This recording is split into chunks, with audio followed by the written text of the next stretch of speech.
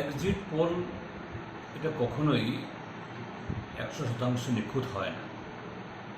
হ্যাঁ, হতে পারে কখনো কখনো এক্সিট পোলের তাদের পূর্বাভাস মিলেছে, কিন্তু এরকম ঘটনাও হয়েছে এক্সিট পোলের সম্পূর্ণ বিপরীত হয়েছে। আমরা যদি 2004 অটল বিহারী বাজপেয়ী তখন প্রধানমন্ত্রী ছিলেন, তার নেতৃত্বে ভোট, সারা দেশে একটা জোয়ার ছিল, ফিল গুড ফ্যাক্টর, অর্থাৎ অটল বিহারী বাজপেয়ীর নেতৃত্বে সারা দেশে একটা কি বলে মানে জনগণের মধ্যে একটা সুখানুভূতি, এবং প্রত্যেকটা পত্রিকা, শুধু এক্সিট পোল কেন, ওপিনিয়ন পোলও বলেছিল যে অটল বিহারী বাজপেয়ীকে আটকানোর কারো ক্ষমতা নেই। এবং অটল বিহারী বাজপেয়ী ব্যক্তিগতভাবে এ যাবৎ যতজন ভারতীয় জনতা পার্টি নেতা উঠে এসেছেন, তার মধ্যে সবচেয়ে বেশি যে দেশ নায়ক হিসাবে, জাতীয় নেতা হিসাবে শুধু বিজেপির ভেতরে না, তার বাইরেও তার গ্রহণযোগ্যতা ছিল। কিন্তু ফলাফল যখন বেরোল, উল্টো হয়েছে। ইউপিএ সরকার এসছে, তার পরবর্তী 5 বছরে ইউপিএ ডক্টর মনমোহন সিং নেতৃত্বে সরকার করেছে।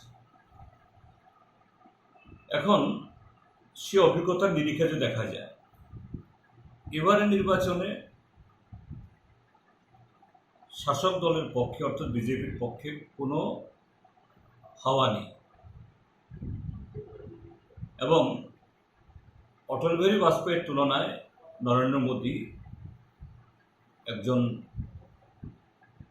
প্রধানমন্ত্রী হিসাবে, রাজনৈতিক নেতা হিসাবে সেরকম গ্রহণযোগ্যতাও নেই। বরঞ্চ এবারের নির্বাচনে বহু বিতর্ক এই নরেন্দ্র মোদীকে কেন্দ্র করে হয়েছে।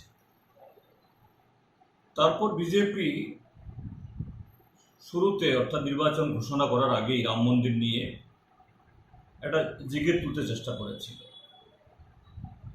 কিন্তু এটা উল্কার মতো, রাম মন্দিরের উন্মাদনা যেমন উঠে তেমনি উল্কার মতো এটা নিভেও যায়। রামের প্রতিপক্ষে আলাদা, এটা আলাদা জিনিস। অর্থাৎ বিজেপি এটাকে তাদের নির্বাচনে ফায়দা লোটার জন্য চেষ্টা করেছে, এটা হয়নি। তারপর তারা স্লোগান তুলল, আপ কি বার 400 পার, বিজেপি একাই 370, এবং মোদি গ্যারান্টি।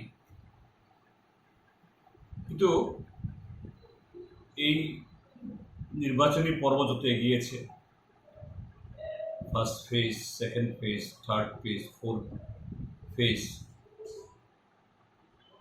বিজেপির এই যে প্রচারের ফানুস, সেগুলো ফেটে যায়।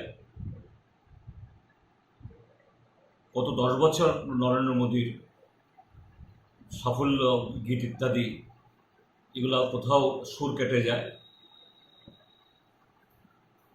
সেখানে বিরোধী ইন্ডিয়া জোটের নেতৃত্বে বরঞ্চ জনগণের ইস্যু নিয়ে, যে কর্মসংস্থান, কৃষিতে সংকট, মুদ্রাস্ফীতি, দ্রব্যমূল্য বৃদ্ধি, এগুলো আসে, এবং বিরোধীরা প্রচারের একটা ট্রেন্ড তারা সেট করে, এবং এর উপরে আলোচনা হয়, এবং মোদিকে তার 10 বছরের অ্যাচিভমেন্ট, সাফল্যের কথা না বলে বরঞ্চ বিরোধীদের যে ইস্যু তোলা, এখানে খণ্ডন করতে গিয়ে তিনি